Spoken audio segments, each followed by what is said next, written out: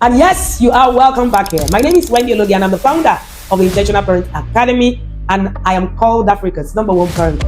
It is Friday Brief with Wendy.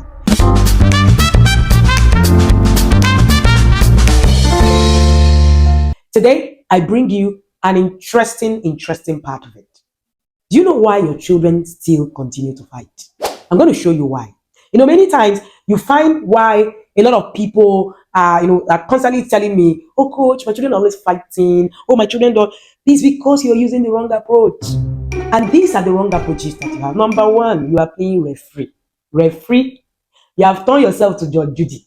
So every time somebody must be wrong, somebody must be right. And when you do that, it can never be fair. Trust me, there is no winning when you play referee. What do? You need to actually allow your children to be able to settle their matter themselves. How do you do it? You need to teach them how to resolve conflict. So it's a skill you need to teach them. Unfortunately, we are so quick to jump in.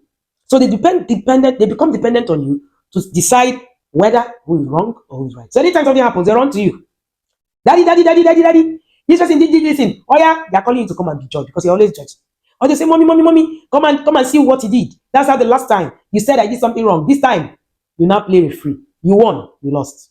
And when you continue to do that, your children become dependent on you, and their quarrels will never stop at the point where they are able to, decide and also do something for themselves to be able to settle it. Now, it's not that they will not have quarrels after you have taught them the skill. The difference will be that they will be able to manage it and learn how and what they need to do. All right, even if you're not there. Number two, you're comparing one child to another. That's why the fight is not finishing. So you say things like, why can't you be like your sister? Why can't you be like your brother? And of course, it deepens the rivalry, and it also fuels resentment.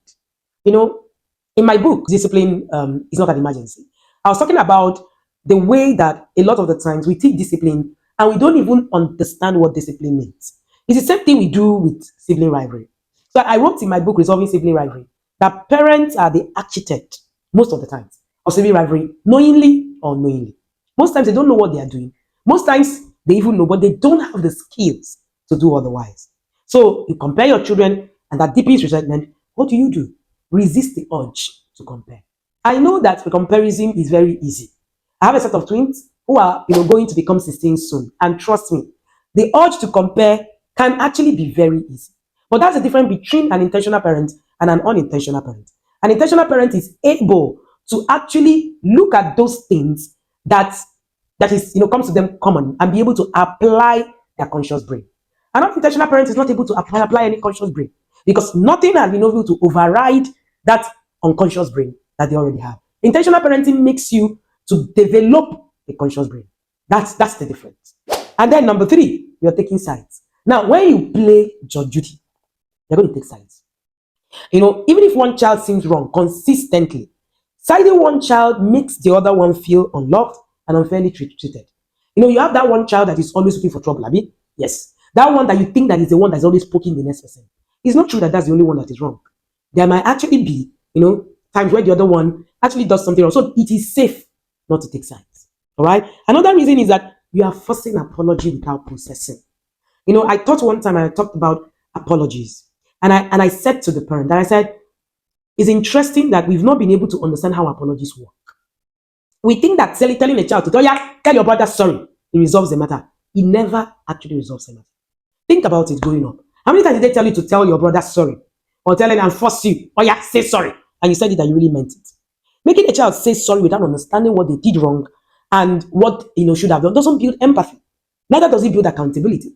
And the essence of apology is to build empathy and accountability.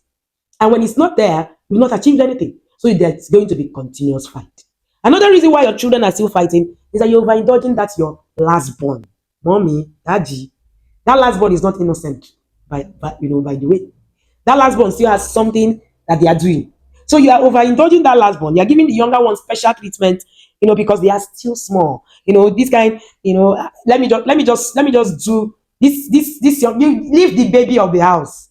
You can actually rub off wrongly on your other children. So you need to be able to strike that balance, and you need to be able to create it properly to actually be able to work it out. This is very important on what it is that you're doing. Another reason is that you're labeling your children. That's another reason. You are labeling your children. One of the things that you see is that you see that a lot of parents actually label children without even knowing. You label children, call them the smart one, the one who is very exciting, the one who is the one who likes chores. This one does not like chores. This one likes chores. This one is very smart. This one, this one like book. You know those things we say. This one like book. This one does not like book. You bring some kind of segregation, or you say this one is very stubborn. This my child, very stubborn. This one is obedient child. You label the children. You lock them into roles that spark competition instead of them connecting. So the right approach for you to begin to do is to begin to teach skills. You begin to teach your children skills like negotiation skills, like emotional regulation skills, like conflict resolution skills. These are the skills that will help them to resolve conflict themselves. Most times, when children do not are not able to resolve their conflict themselves, it's usually because they do not have what it takes. I usually tell this story. I shared it in my book, Resolving Sibling Rivalry. My dad and his siblings, till the day that I knew, I understood what it means to listen and understand the world. I'm always listening to them. And every time that they have an issue, I realize that these are people who do not have what it takes to be able to resolve conflict. My dad and his siblings, till today, always will want somebody to come and judge. And I tell you, that has made a mess of their relationship over the years. Something they didn't learn from the time when they were children. So I beg you, if there's nothing you picked from their hair today, is that you need to learn skills to be able to equip your children for them to connect together. Sibling rivalry can be bad. And I'm sure that some of us are coming from families where the rivalries are so bad and so, so horrible. One thing that you need to do is that you need to learn the skills. And that's why we're doing the course, dealing with sibling rivalry. In that course, you will learn all of these things and how to teach your children.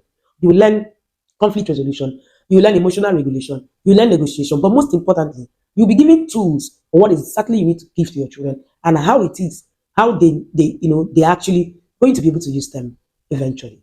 So I invite you to please join us for that course and get the book, Resolving Sibling Rivalry. So it'll help you on your journey.